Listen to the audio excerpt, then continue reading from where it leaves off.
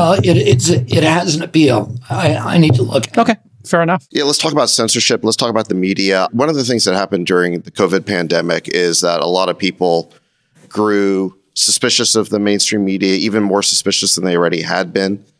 It seemed like the media was carrying water on certain issues. It was almost impossible for the media to take seriously the idea that the virus might have come from the Wuhan lab, for example. People who put forward that, I think, reasonable explanation were called conspiracy theorists.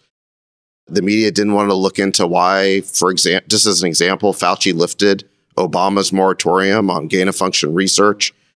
Couldn't get the media to really cover whether, masking toddlers in schools did anything positive. And then, when we found out that the mRNA shots didn't prevent COVID the way they said, they never even really asked the CEOs of Pfizer and these other companies, when did you know this? When did you know that the vaccines didn't do what you said they're going to do? And I remember at Davos, you had Rebel News. It was this guerrilla media outfit that accosted Burla, the CEO of Pfizer, out in the street. And they were just asking him questions that the media is supposed to ask, like, when did you know? What did you know and when did you know it with respect to whether the vaccines prevented the spread? And you couldn't get the New York Times or any of the mainstream outlets to cover this at all. So it fell to this guerrilla media outfit. So in any event, that's a long windup. But, Robert, what's your take on the media? Why can't we get what seems to be honest media coverage? How does this fit into your theory of regulatory capture? Who are they sort of carrying water for and why? In 2015, I wrote a book on thimerosal, and there was a documentary that came out at that time called Trace Amounts. It was a really good documentary on the mercury-based preservative that was in a lot of vaccines at that time, and it's been removed from most except for the flu vaccine now. But I took that. I had a very close relationship with Roger Ailes, who was the founder of Fox News.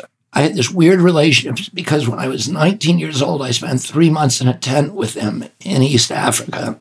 And he would when he started Fox News, he became like Darth Vader to me, and we were antithetical on every issue. But he was a very funny guy and very clever. And he was also very loyal to his friends, and he would make all of the hosts of Fox News put me on. So I was the only environmentalist who was going on Hannity and Bill O'Reilly and Neil Cavuto, et cetera, regularly, like weekly. And he made them do that. But I went to him with this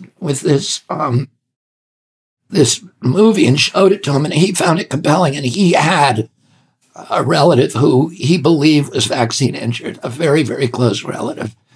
And he believed what was going on and what the documentary, the thrust of the documentary was. And he said, I cannot let you talk about this on Fox News. I'm sorry. It's the first time he ever told me this. And he said, if any of my hosts let you on to talk about this, I would have to fire them. And he said, and if I didn't fire him, I'd get a call from Rupert within 10 minutes. And he said to me at that time that 70% of the revenues for his on network news on prime time were pharmaceutical ads, and that he said of 22 ad spaces that we sell on the network news, on the evening news, 17 of those are pharmaceutical. We cannot afford to offend our biggest funder, biggest advertisers. And, I had this interesting experience with Jake Tapper, where when I worked on my Rolling Stone article, Deadly Immunity, which was about this secret meeting that took place in Simpsonwood, Georgia by CDC and all of the vaccine companies and FDA, et cetera, where they decided to hide the autism effect from the American people. And I got the transcripts from it, published in Rolling Stone. And Jake Tapper worked for 21 days with me on a exclusive story, and he was going to add simultaneously with Rolling Stone publishing it, And Tapper, the night before it went on, he called me in total distress, and he said, it's been pulled by corporate. The whole thing is gone. He said, never in my career has corporate killed one of my stories, and I'm really angry. And then I called him back the next day. He's never spoken to me again. But, you know, there are consequences for these newscasters who depart from the orthodoxy.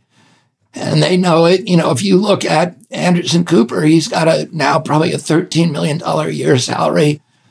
But if you actually do the math, probably around 10 million of that comes from Pfizer, which sponsors his show. So, you know, he's working for them. He's not working for us. And, you know, they know who they're working for. Explosive stuff. And I can't disagree with you, as having been a publisher my whole career.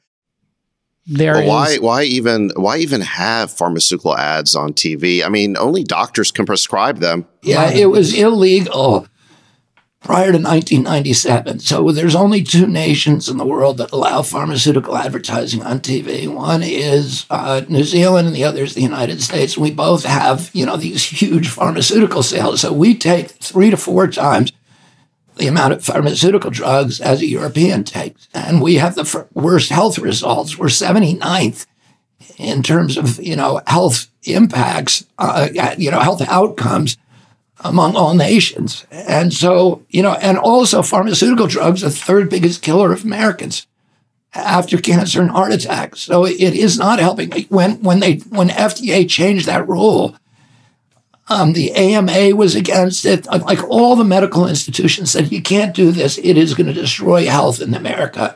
But you know, they did it.